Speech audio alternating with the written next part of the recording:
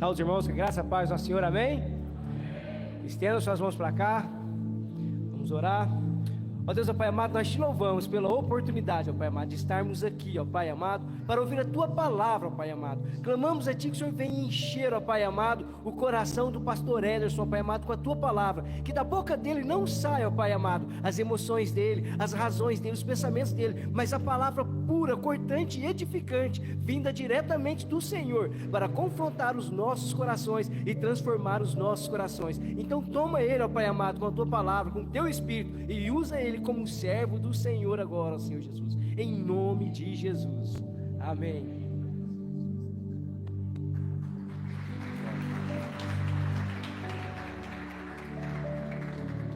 Glória a Deus. Graça e paz da parte do nosso Deus e do nosso Senhor e Salvador Jesus Cristo. Amém, irmãos? Eu não sei vocês, mas eu estou cheio do Espírito Santo de Deus. Deus vai chacoalhar esse lugar hoje, irmãos. Eu quero rapidamente agradecer no encerramento desta festa. Agradecer ao pastor Natanael, pastora Mari, todos os pastores, pastor Cirinel, Glória, sua esposa, pastor Tiago, presbítero Zé Luiz, minha esposa, irmão Leandro, sua esposa, irmão Rodrigo, todos os amigos que eu fiz aqui, irmão. Estou muito grato por tudo que Deus tem feito e muito grato ainda por aquilo que Ele há de fazer nas nossas vidas. Um dia eu andava numa estrada, no sítio, e caminhando naquela estrada, eu encontrei um homem que saiu do meio do mato.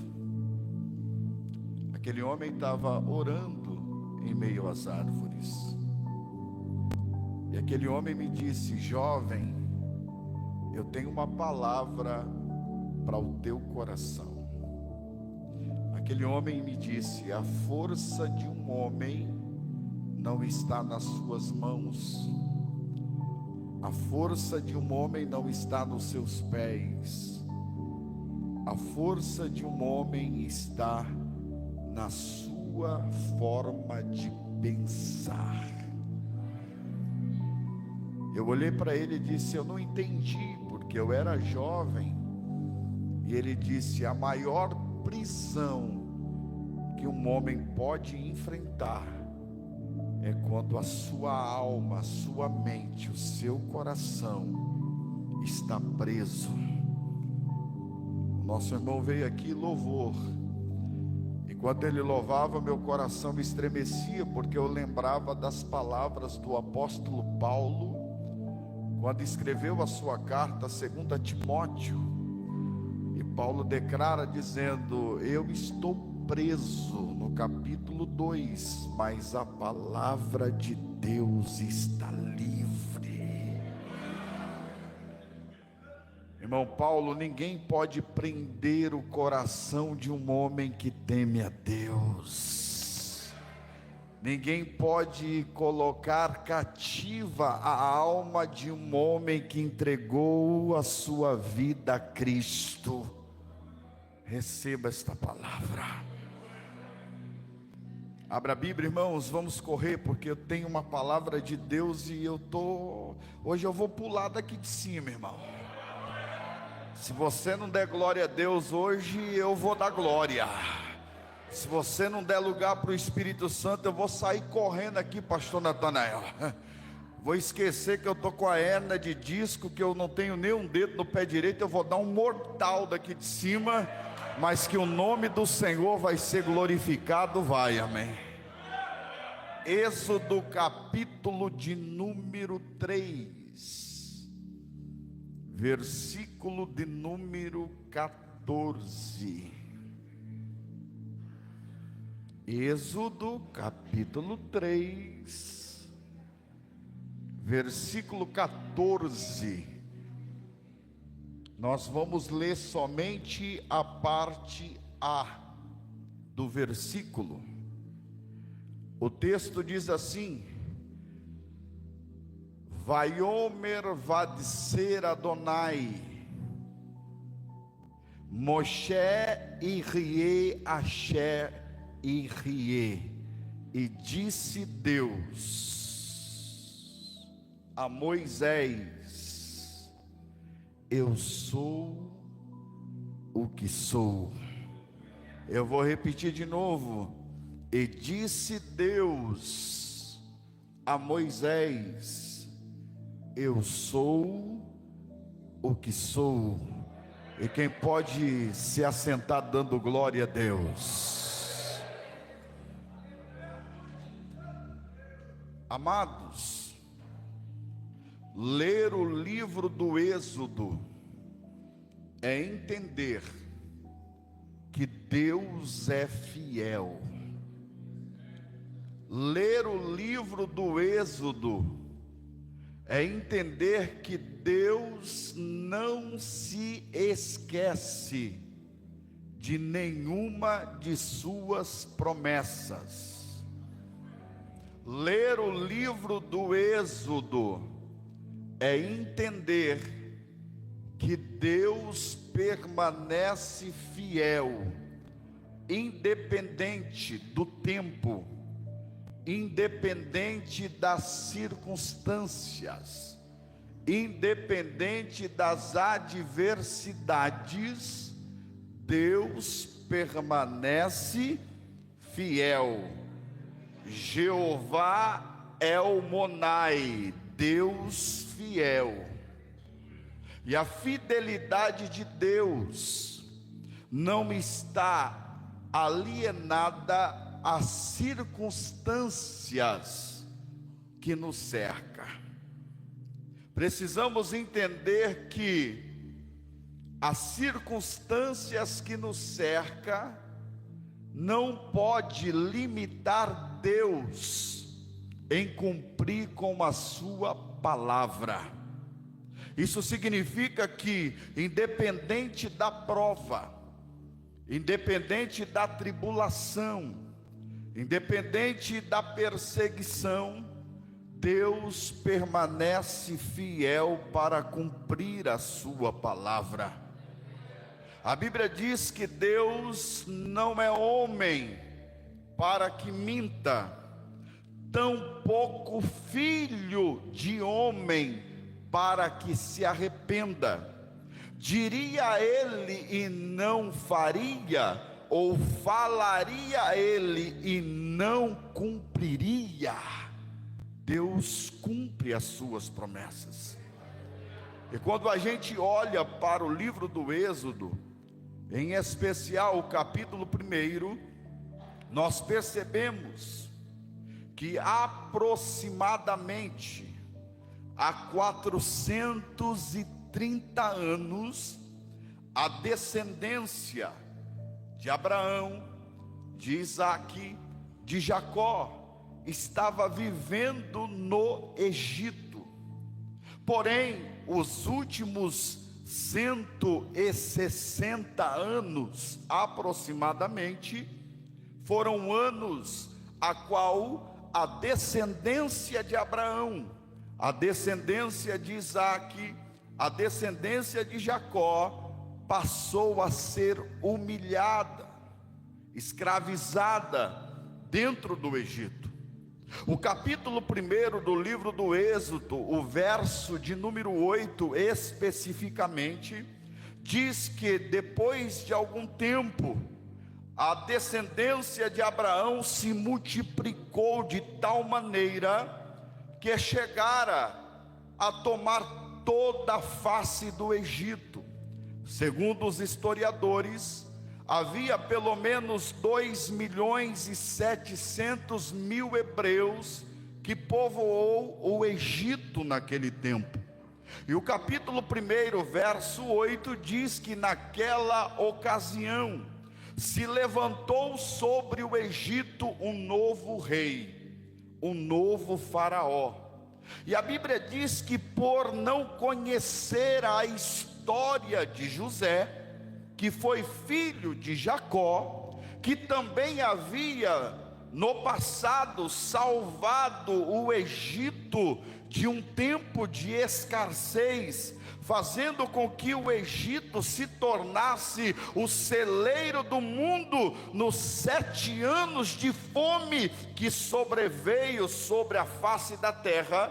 Com o passar dos anos, a história de José foi sendo apagada no Egito.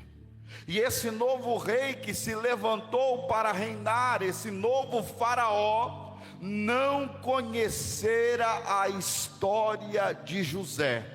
E por não conhecer a história de José, decidiu maltratar aquele povo, decidiu escravizar aquele povo, decidiu humilhar aquele povo. E tudo isso acontecera porque não conheceu a história de José. É aqui que eu quero começar a pregar nesta noite. Eu estou diante de várias pessoas, e talvez muitas daquelas pessoas que aqui estão, ou muitas das pessoas que aqui estão, a sua história é desconhecida. Quem sabe eu estou pregando nesta noite para alguém que a sua história nunca foi contada.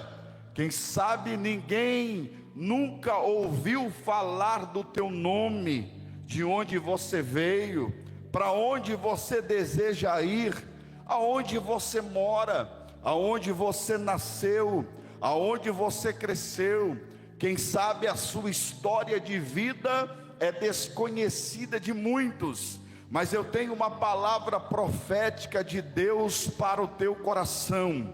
Quem veio no encerramento desta festa, levante a mão direita e deixa eu liberar uma palavra profética. A tua história pode ser desconhecida, a sua história nunca foi contada por alguém, mas saiba que quem está escrevendo a tua história é o Senhor dos Exércitos, e quem está no controle da tua história é aquele que te formou no ventre da tua mãe, aquele que te separou, aquele que disse ao profeta Jeremias: antes que você nascesse e antes que entrasse no ventre da tua mãe, eu já te escolhi, eu já te separei, eu já te dei como profeta, e a tua história um dia será contada. Diga para alguém que está do teu lado: fica tranquilo, a tua história será contada, mas não será contada só de um lado,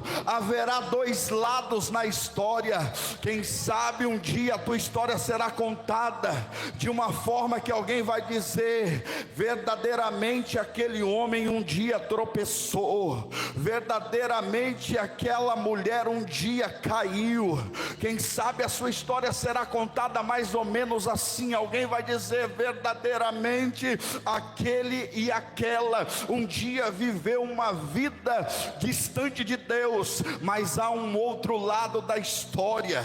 Alguém também vai escrever e vai declarar: o lado da história que será conhecida não será o lado do fracasso, o lado da queda, do pecado, da libertinagem, mas será o lado da restauração, o lado da libertação, o lado a qual Deus te tirou do cativeiro, te levantou e te colocou como baluarte, coluna forte, como homem de Deus, mulher de Deus. Quem acredita que a sua história um dia será contada?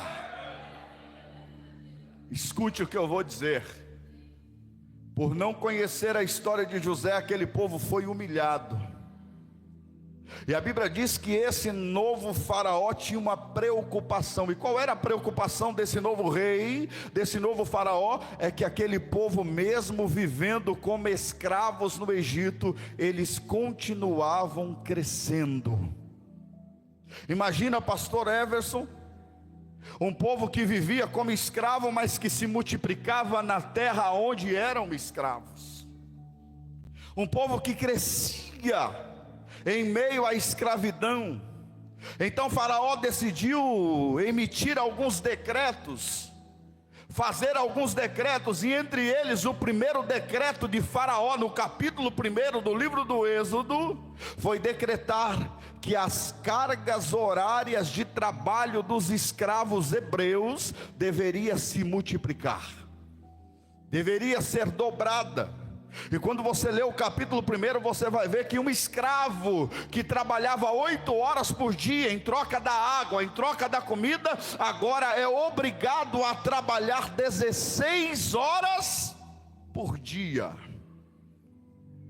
A intenção de Faraó era coibir, inibir o crescimento daquele povo, a multiplicação daquele povo. Mas mesmo decretando que as cargas horárias de trabalho deveriam se multiplicar, dobrar, a Bíblia diz que mesmo trabalhando 16 horas por dia, em troca da água, em troca da comida, aquele povo continuava crescendo. Coloca a mão no ombro de quem está do teu lado e diga: pega aí a chave. Se você quiser, eu vou ser mais pentecostal, pega aí o mistério. O segredo do teu crescimento está no teu trabalho. Eu vou repetir de novo: o segredo do teu crescimento está no teu trabalho. Pastor, não entendi. Eu vou repetir: se você deseja crescer, vai trabalhar.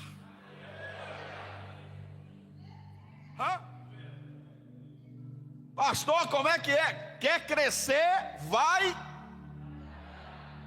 Porque Deus não tem compromisso com preguiçoso, irmão. É por isso que eu escrevi um livro, está lá no final do culto, você pode adquirir. O preguiçoso morre desejando. Só cresce quem está disposto a trabalhar, pastor Natanael. E aqui o trabalho não envolve só a questão profissional. Eu estou falando do trabalho em todos os níveis, em todas as áreas. Se você deseja ser um bom obreiro, trabalhe. Se você deseja ser um bom missionário, trabalhe. Se você deseja ser um bom pregador, trabalhe. Se você deseja ser um bom cantor, trabalhe. Se você deseja ser um bom intercessor, trabalhe. O fruto do teu trabalho, aleluia, é a garantia da promessa de Deus que se cumprirá na tua vida. Deus não faz nada na vida de quem está de braços cruzados. Quer crescer? Vai trabalhar, irmão. O segredo do crescimento está no trabalho. Essa obra cresceu e continuará crescendo por causa daqueles que estão dispostos a trabalhar. Igreja não cresce sem trabalho. Vida espiritual não cresce sem oração, sem jejum, sem meditação na palavra, sem estudo da palavra. Tem que trabalhar, irmão, tem que se esforçar. O povo continuava crescendo. Aí Faraó teve a seguinte ideia: eu vou fazer um segundo decreto. Olha só, Rodrigo. Ele vai decretar: a partir de hoje, todo hebreu que se casar com uma hebreia, se do fruto desse casamento, desse relacionamento, for gerado um filho menino, homem, será morto. Só era permitido o nascimento de crianças do sexo feminino. Nasceu menino, a gente mata. Aí alguém deu a ideia para Faraó: contrata aí 2 parteiras, e quando uma hebreia, uma escrava se encontrar no período de gestação, quando chegar a hora do parto, a gente envia as parteiras egípcias. Elas são pagas para isso, e na hora do nascimento, nasceu menino, morre. Nasceu menina, vive. Qual era a ideia de Faraó? Menina a gente deixa viver, porque quando crescer a gente coloca para casar com um egípcio. Faz lá um sincretismo, uma mistura. E se alguma nação se rebelar contra nós, os hebreus não vão lutar contra nós. Só que a Bíblia diz que quando as hebreias iam dar à luz, as parteiras contratadas por Faraó ia fazer o parto, e na hora que nascia o menino, o Espírito do Senhor vinha e colocava temor no coração delas, e elas não tinham coragem de assassinar, de matar, de afogar na bacia aquela criança que nascia do sexo masculino. E aí a Bíblia diz e enfatiza: e aquele povo continuava crescendo.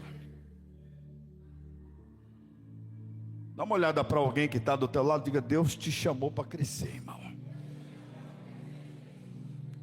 Não importa aquilo que te cerca, não importa o momento que você esteja enfrentando, chacoalhe o irmão que está do teu lado e diga: você pode estar vivendo o pior momento da tua vida, mas Deus te chamou para crescer.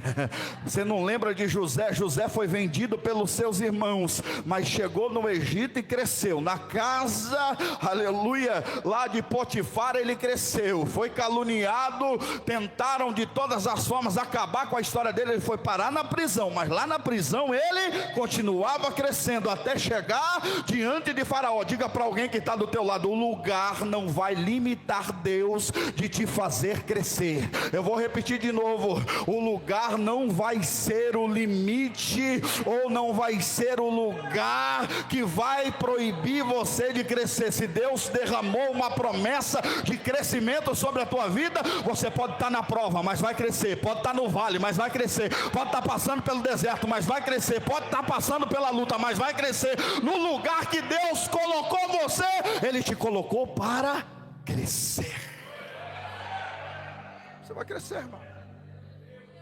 Aí Faraó descobriu que as parteiras não estavam fazendo o parto da maneira correta. Diz: vamos dar um jeito. Justa causa. Mandou embora. Agora quem vai fazer o parto das hebreias não vai ser mais parteira, vai ser o soldado egípcio. E aí vem o capítulo 2. Foi louvado aqui no final do hino, que dançaram aqui, né? Fizeram o gesto, a coreografia. Uma mulher escrava chamada Joquebede se casou com um homem chamado Arão. Não era Arão, Rodrigo, era Arão. Verdade. E debaixo de um decreto daquele, qual era a escrava que queria se casar, irmão? Qual era o hebreu que sonhava em casar? Por quê? Se nascesse um menino, morria. Nascia menina, vivia. Se era menina, vivia. Se era menino, morria. Então ninguém queria casar. Mas aí aparece uma mulher na Bíblia e um homem corajoso. Diz: vamos casar. Joquebede e Arão. E qual foi o resultado desse casamento? Ela entrou no período de gestação. Só que a Bíblia nos ensina algumas lições que eu quero passar aqui para a igreja no final dessa festa. A primeira delas: quando Joquebede percebe que está grávida, que está no período de gestação, ela pensa: se alguém descobrir que eu estou gerando, eu corro o risco que após o parto, ao dar à luz, se for um menino, eu corro o risco de ver o meu filho ser assassinado. Então, o que Joquebede pensa? Eu vou esconder o período da minha gestação. Diga para alguém que está do teu lado: entenda uma coisa. Primeira lição: nem tudo que você gera, você tem que sair contando para os outros aí. Não, eu vou repetir: nem tudo que você gera, você tem que sair contando para os amigos, para as amigas, para os vizinhos, para os parentes. Dá uma olhada para alguém que está do teu lado e diga assim: tem coisa que você tem que gerar em segredo, irmão. Tem coisa que você tem que gerar quietinho, escondidinho. Dá uma olhada para alguém que está do teu lado e diga assim: tem coisa que você tem que gerar de boquinha fechada. Tem gente que não sabe guardar e esconder aquilo que está gerando. Diga para alguém que está do teu lado: tem promessa que tem que gerar calado, irmão. Tem milagre que você tem que gerar de boquinha fechada, irmã. Tem coisa que você tem que gerar sem contar para ninguém. Dá uma olhada para alguém que está do teu lado. Aprenda uma coisa: nem tudo que Deus colocou em você, através de você, para ser gerado, não se deve Lembra de José? Sonhou uma vez, contou para os irmãos, passou a ser odiado. Sonhou de novo, contou para os irmãos, foi lançado na cisterna. Insistiu em contar o sonho e foi vendido, irmão. Dá uma olhada para alguém que está ao teu lado. Eu vou gerar escondido. Aí ela vai gerar. Ela esconde a gestação. E aí a Bíblia diz que quando chega a hora de nascer o menino, ela tem uma segunda missão. A missão de esconder agora o menino que nasceu. Primeiro, esconde o que está sendo gerado. Segundo, agora tem que esconder a criança que nasceu. E a Bíblia diz que ela escondeu o menino por 3. Dá uma olhada para quem está do teu lado e diga assim: é fácil esconder um recém-nascido, irmão? Quer ver? Tem um recém-nascido aqui na igreja, irmã. Cadê? Quem é a mãe do recém-nascido que estava ali no colo de uma irmã ali? Lá do lado de lá. Cadê? Levanta a mão aí para mim, por favor. Ah lá, tá lá. Levantou, foi o bebê, olha aí. Recém-nascido é fácil de esconder, irmã? Chora, não chora? Chora ou não chora?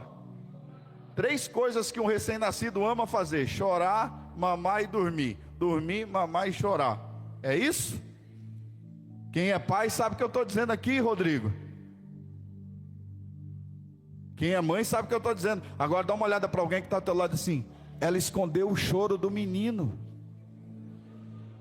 por 3 meses.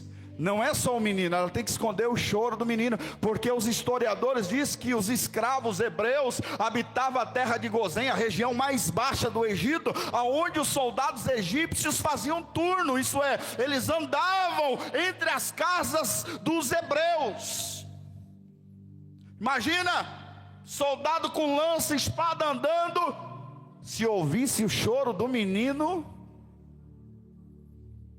E a Bíblia diz que ela conseguiu esconder o choro do menino por 3. Aí eu fui ler a Bíblia e eu fui estudar, porque eu amo estudar a Bíblia. E eu fiquei pensando, como é que ela escondeu o choro do menino? Aí um historiador, Flávio Joséfo, e também um grande historiador da Bíblia, que é um rabino, escreveu um livro chamado Ética do Sinai. No seu livro histórico, ele escreve que a única forma que Joquebede encontrou para esconder o choro do menino é que quando o menino começava a chorar, ela saía de dentro de casa e começava a cantar pelas regiões, pelas ruas, pelos valados aonde ela habitava. E a Bíblia diz, e os historiadores confirmam isso, tanto no livro Ética do Sinai quanto do Flávio Joséfo, que é a história dos hebreus, que ela cantava tão alto, que os soldados egípcios, ao invés de ouvir o choro do menino, ouvia o louvor que saía da boca dela. Levanta a mão, deixa eu profetizar. Deus não vai permitir os teus inimigos se alimentarem do teu choro. Não, eu vou repetir: Deus não vai permitir os invejosos se alimentarem do teu choro. Deus não vai permitir aqueles que querem o teu fracasso se alimentarem do teu choro. Eu vou repetir de novo: Deus não vai permitir aqueles que querem o teu mal, a tua derrota, o teu fracasso, a tua morte se alimentarem do teu choro. Se eles quiserem ouvir o som da tua voz, vai ser cantando. Não, eu vou repetir, só 3 entendeu. Se alguém quiser se alimentar, se alguém quiser te ouvir, não vai te ouvir chorando, vai te ouvir cantando. Eu vou repetir até você dar uma rajada de glória, cantando. Eu vou repetir de novo até você mandar uma rajada de línguas estranhas para cima, cantando. Você não vai terminar 2025 chorando chorando, você não vai terminar o mês de julho chorando. O Paulo subiu aqui cantando, aleluia. Antes do Paulo louvar, ele estava chorando, mas quando ele abriu a boca, ele disse: não, já chorei demais, chegou o tempo de cantar. Eu quero profetizar isso na sua vida. Diga para alguém que está do teu lado: se prepara para enxugar as lágrimas, se prepara para sacudir a poeira, se prepara para dar a volta por cima. Chega de lágrima, chega de andar de cabeça baixa pelas ruas de Frutal, chega de andar cabisbaixo. Deus está dizendo: eu estou levantando o teu rosto, eu estou levantando a tua face para cantar, para cantar, para cantar. Eu profetizo que você vai cantar pelas ruas do teu bairro, pelas ruas da tua cidade. Quem crê, levante a mão, abre a boca e manda o melhor glória para ele ouvir nessa noite.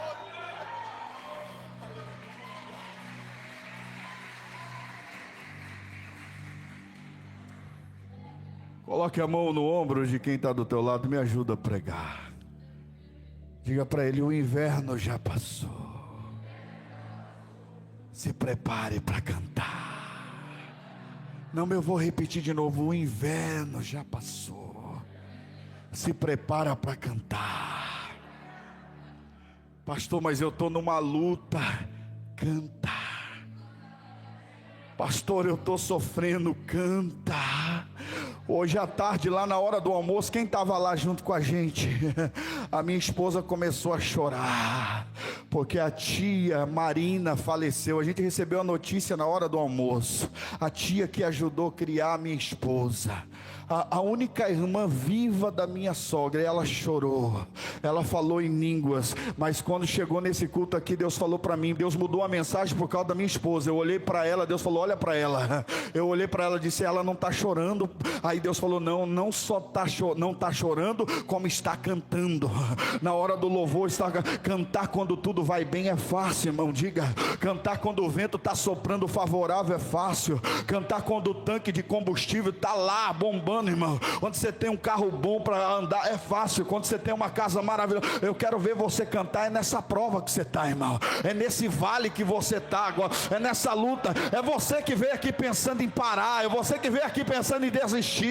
É você que chegou nesse culto e diz: hoje vai ser o último culto da minha vida. Deus te disse: quer ver vitória, quer ver milagre? Para de chorar, enxuga as lágrimas e começa a cantar. Diga para alguém que está do teu lado: enxuga as lágrimas, irmão. Abre a tua boca e diz: eu vou cantar na prova.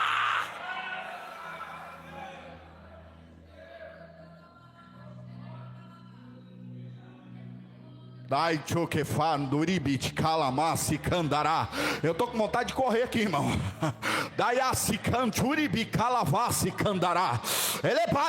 Diga para alguém que está do teu lado: você está entendendo que Deus está falando contigo, irmão? Quando você canta na prova, Deus confunde o teu inimigo, irmão. Sabia disso?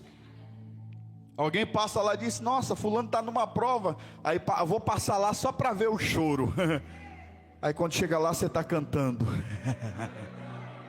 Diga para alguém que está do teu lado: é assim que Deus quer fazer na sua vida, confundir o inimigo. Segunda lição: ela escondeu o menino por 3.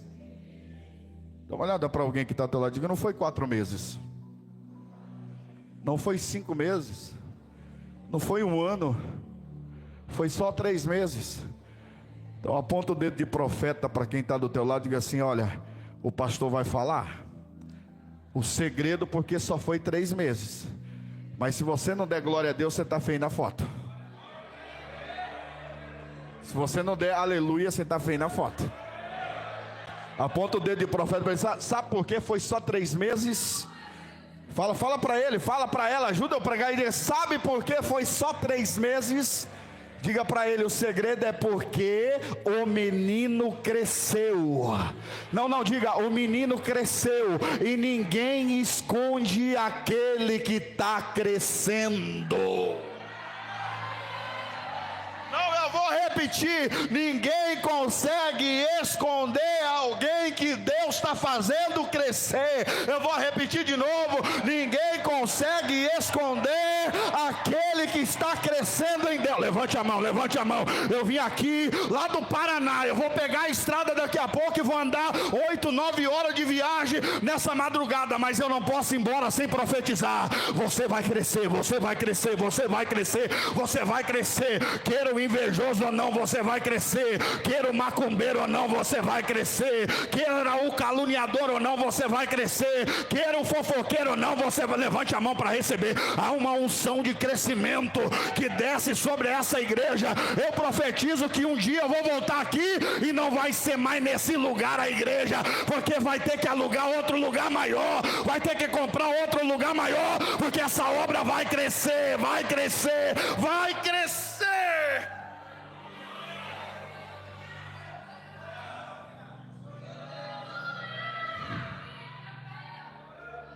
Terceira lição: o menino cresceu escondido.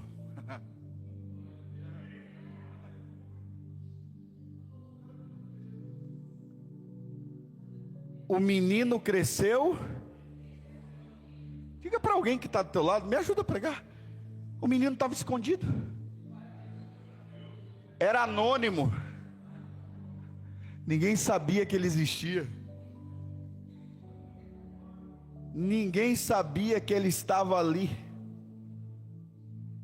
Desconhecido. Estava escondido. Mas estava crescendo.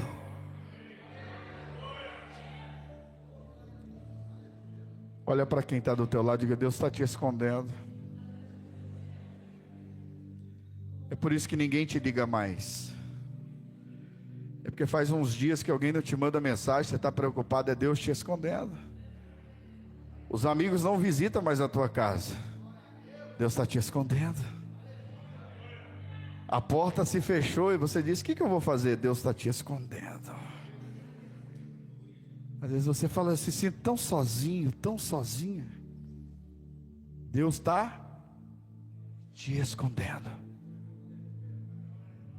Deus está te fazendo crescer escondido. O que eu vou dizer aqui agora é muito sério. Olha o que o Espírito Santo falou para mim. Eu prego o Evangelho há 24 anos. Em 24 anos eu vi Jesus curar cego, paralítico, canceroso. Eu vi com os meus olhos. Jesus salvar traficante.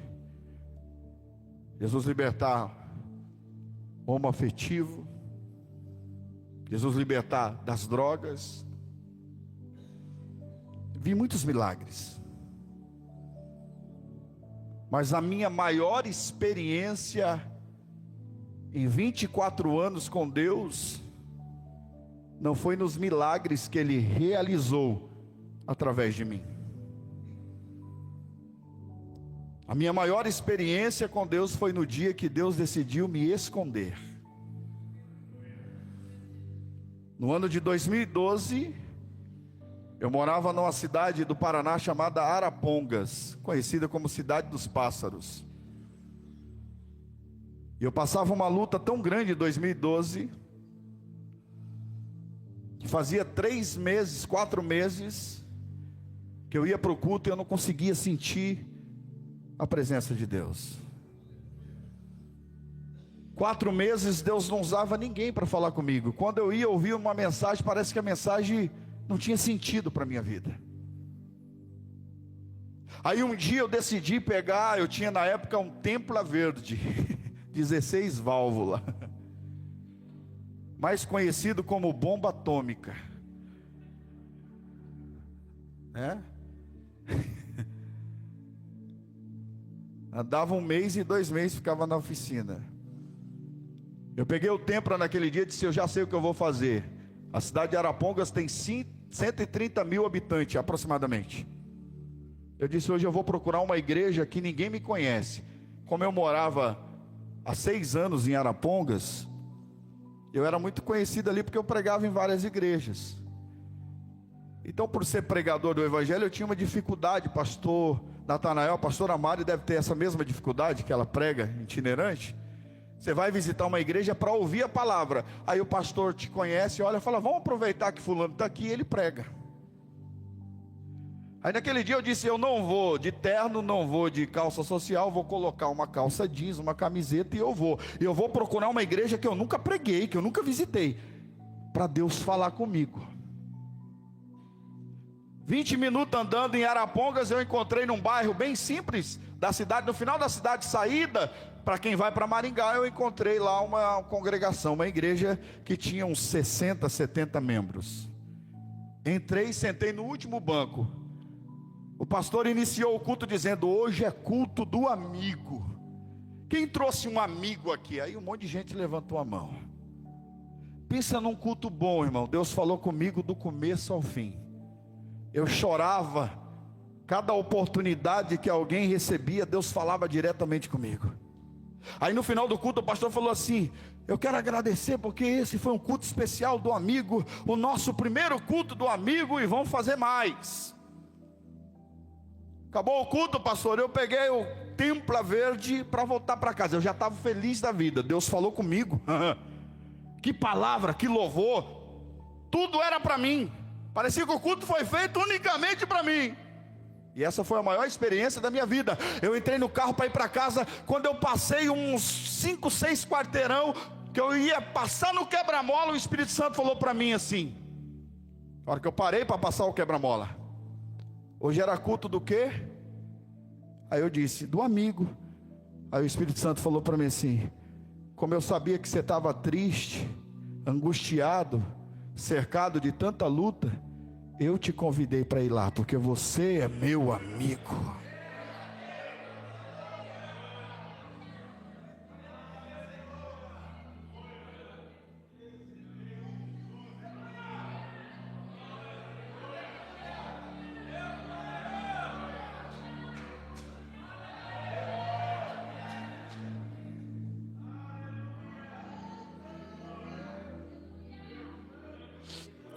A maior experiência que um homem de Deus possa ter não é quando Jesus cura um paralítico, não é quando ele abre uma porta, não é quando ele coloca você num púlpito diante de um grande público. A maior experiência que você possa ter é quando o Espírito Santo testifica no meio da prova, da luta: você é meu amigo.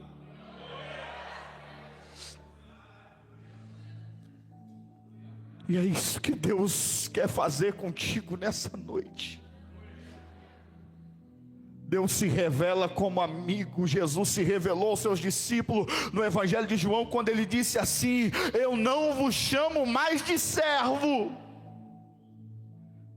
mas eu vos chamo de amigo. E antes da sua crucificação ele disse: não existe amor maior do que esse, de alguém que dá a vida pelos seus amigos. Abraça essa pessoa que está do teu lado, diga assim: ei, talvez os teus amigos te abandonaram no momento mais difícil da tua vida. Talvez a sua família virou as costas para você no momento mais difícil da sua vida. Talvez você se sentiu abandonado, abandonada nos momentos de dores e de sofrimento, de adversidade que sobreveio sobre a sua vida. Mas eu vim aqui para te dizer: o teu verdadeiro amigo, ele não te deixa. Ele disse: eis que estou convosco todos os dias. Eu vou repetir de novo: eis que estou convosco todos os dias. Ele está contigo com dinheiro ou sem dinheiro. Ele está contigo na luta ou na bênção, na prova e na adversidade. Ele não te abandona. Diga para alguém que está do teu lado: passe o que você tiver que passar, eu estou contigo todos os dias, diz o Senhor, até a consumação do século. Diga para alguém que está do teu lado: ele não te deixa, ele não te abandona, e ele te escondeu no meio da prova para te fazer crescer. Para te fazer crescer. Última lição para mim terminar. O menino cresceu escondido e sem nome. Pastor, eu sei que o menino chamava Moisés. Moisés, depois que a princesa tirou ele das águas. Antes das águas, do cesto, ele não tinha. Dá uma olhada para alguém que está do teu lado e diga: quem te disse que para crescer precisa ter nome?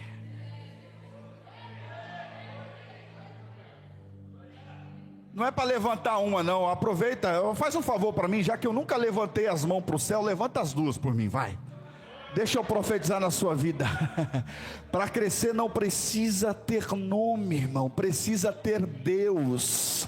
Eu vou repetir de novo, tem gente que acha que para crescer precisa ser renomado, para crescer precisa ser famoso, para crescer precisa ter um nome de destaque. Diga para alguém que está do teu lado: eu estou com as mãos levantadas porque eu sei que eu vou crescer.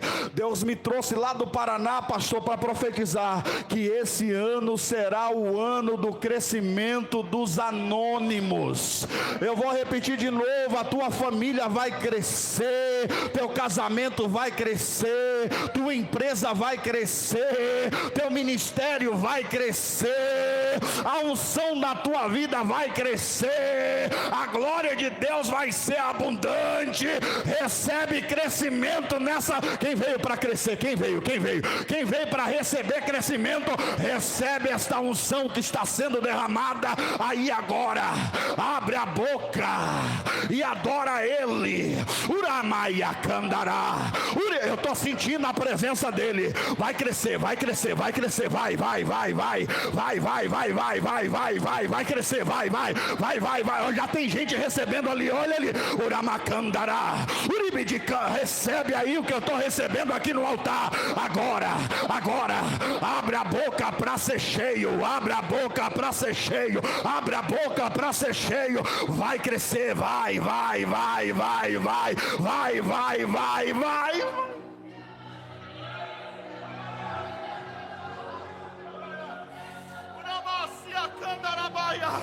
Só quem vai crescer fica de pé para adorar. Fica de pé para adorar. Aleluia. Segura na mão de quem está do teu. Não, vamos fazer melhor. Vamos fazer aqui um ato profético. Escolhe alguém, fica de frente com ele, fica de frente com ela. Estende a mão para ele, estende a mão para ela, sem tocar, só estende a mão. Isso, estende a mão aqui, ó. Faz igual o pastor Everson, amém? Estende a mão, faz igual a esposa aqui do pastor. Isso, igual os jovens que estão ali, igual os intercessores estão fazendo. Estende a mão, diga para essa pessoa: você crê que Deus vai te fazer crescer no meio da prova? Você crê que você vai crescer no meio da luta? Você crê que vai crescer no meio do deserto? Você crê que vai crescer no meio da dificuldade, da luta, da provação, da perseguição? Diga para ele, diga para ela: há uma unção na minha mão, há uma unção nas minhas mãos. Diga: há uma unção nas minhas mãos. Quando eu tocar, não toca ainda não, quando eu tocar nas tuas mãos, vai ser liberado um crescimento. Quando eu tocar nas tuas mãos, vai ser liberado o crescimento em todas as áreas da sua vida. A partir de hoje as portas vão se abrir. A partir de hoje o nome do Senhor vai ser glorificado. Não é tempo mais de choro, é tempo de culto de ação de graça. Prepara o culto de ação de graça para agradecer, porque o milagre está chegando, a vitória está chegando. Você não vai terminar esse ano do mesmo jeito que você começou. Pai, em nome de Jesus, eu preguei a tua palavra e eu disse que nesta noite o Senhor vai liberar uma unção de crescimento sobre as mãos destas mulheres, sobre a mão desses jovens, sobre a mão dessa moça, sobre a mão desse homem. Então, em nome de Jesus, agora coloca esta unção de crescimento agora, em nome de Jesus. Agora você vai tocar e começar a orar por ele, orar por ela, e vai dizer: vai crescer, vai profetizando, vai crescer tua família, vai crescer tua empresa, vai crescer tua economia, vai crescer a unção, o ministério vai crescer, o chamado vai crescer a igreja, vai crescer a obra, vai crescer. Uramacante, urabá, já tem gente recebendo, meu Deus, não para de orar. Vai crescer, vai. Quem te viu chorando vai te ver sorrindo, vai. Quem te viu por baixo vai te ver por cima. Quem te viu humilhado vai te ver exaltado. Vai crescer, vai. Meu Deus do céu. Continua orando, vai crescer, vai. Tem gente que não vai suportar a unção do crescimento. Não se preocupa se Deus arrebatar alguém. Não se preocupa se Deus batizar alguém com o Espírito Santo e com fogo. Não se preocupe se alguém for curado no meio da igreja. A unção do crescimento foi liberada. Pega. Recebe aí agora, vai.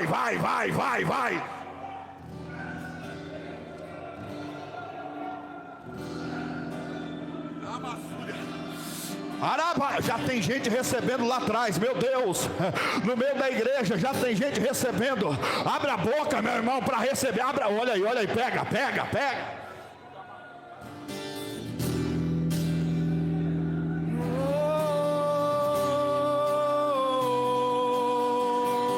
Meu Deus, já tem gente arrebatado no corredor da igreja.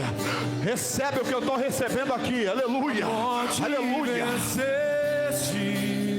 O véu tu rompeste, a tumba vazia agora está. O céu te adora, proclama tua glória, pois ressuscitaste, vive está. És invencível,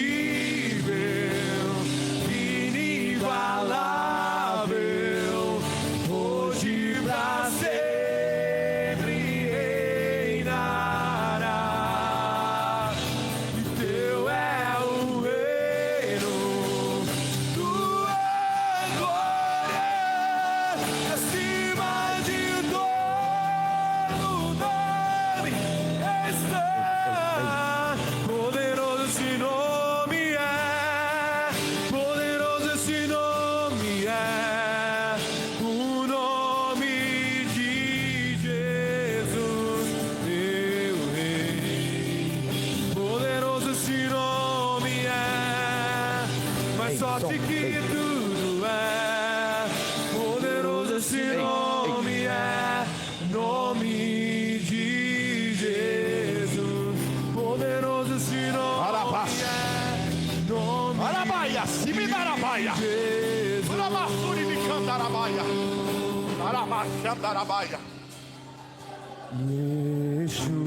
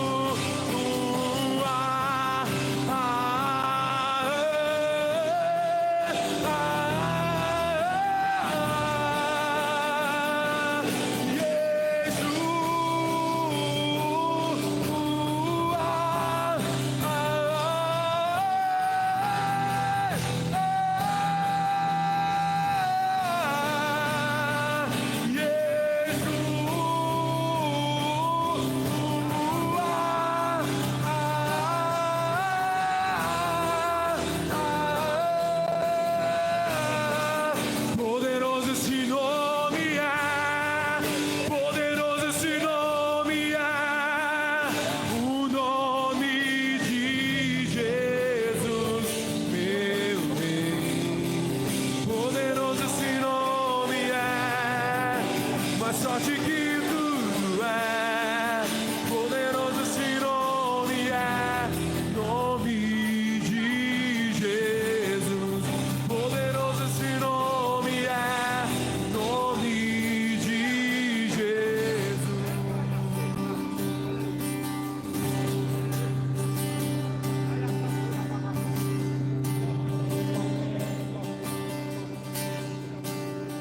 Morte vencestes,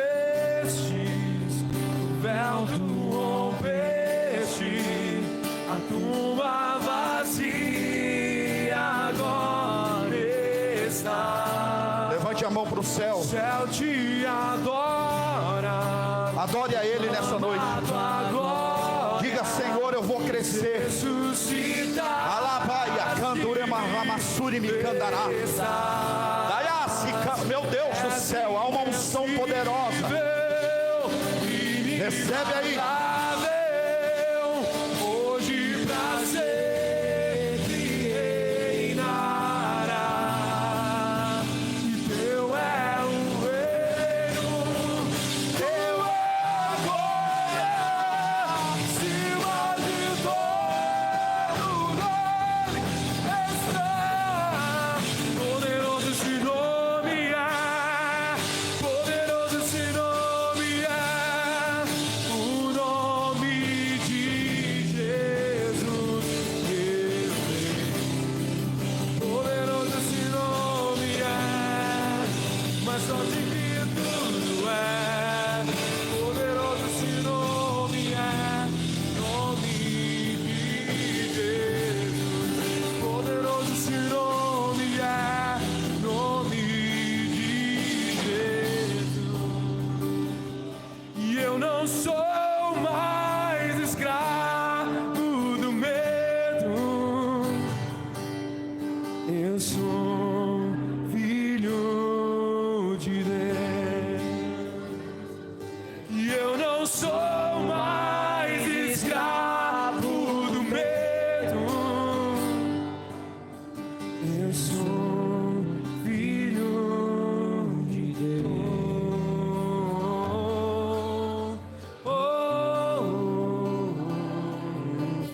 oh, oh,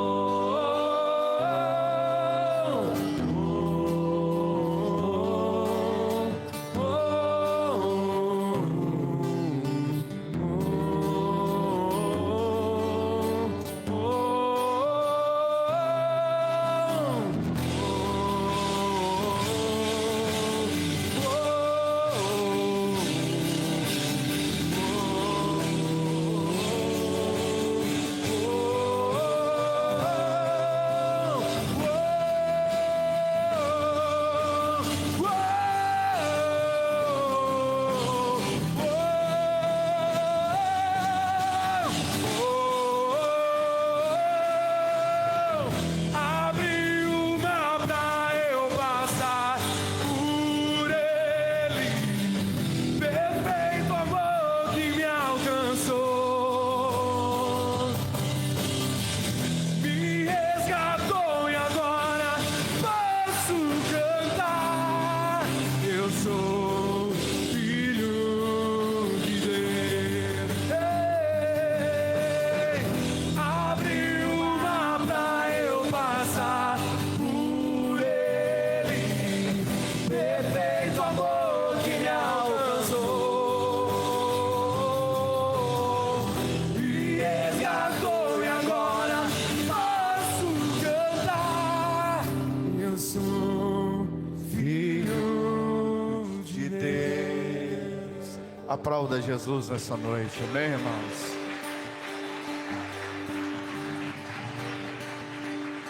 Eu quero agradecer pastor Natanael mais uma vez, muito obrigado, gratidão, pastora Mari,